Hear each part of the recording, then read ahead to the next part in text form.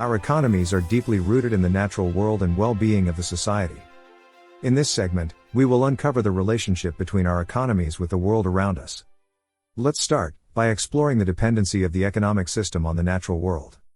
From the first publicly traded firm, the Dutch East India Company in 1611, to today's multinational giants, exploitation of natural resources has been a key driver of global economic growth. Just think about the extraction of resources that we need to produce and build everything around us. Or how stable weather conditions, water, and healthy soils are needed to grow our food. Think about the business impacts of the supply chain disruption caused by the catastrophic climate events. $44 trillion of economic value generation, or about half of the world's total GDP, is moderately or highly dependent on nature and its services.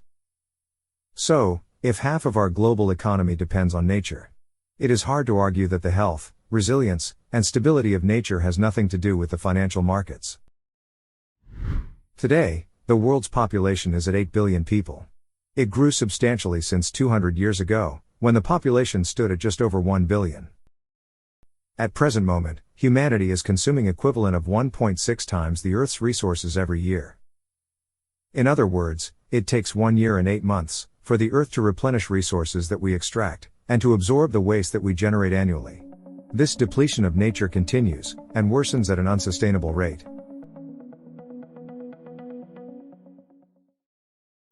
Concept of sustainability goes beyond the environmental topics. The health, equity, education, and stability of our society has direct impacts on global economy. After all, human activities such as production and consumption are key indicators used to measure economic growth. Therefore, healthy and thriving society contributes to economic and social development.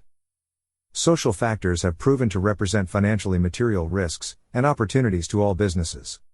Lenders and investors are increasingly tracking social issues, such as worker health and safety, diversity and inclusion in the workforce and leadership, labor standards, and human rights.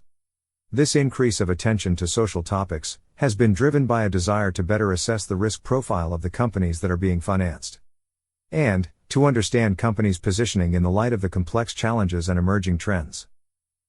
Companies with employees who are exploited, or who don't feel safe, are coming under increased scrutiny from regulators, lenders, and investors who are putting the spotlight on governance culture. It is in this context of the environmental, social, and governance or ESG factors that sustainable finance has evolved, recognizing the critical role the financial sector plays in facilitating economic activity and the sustainability impacts it creates.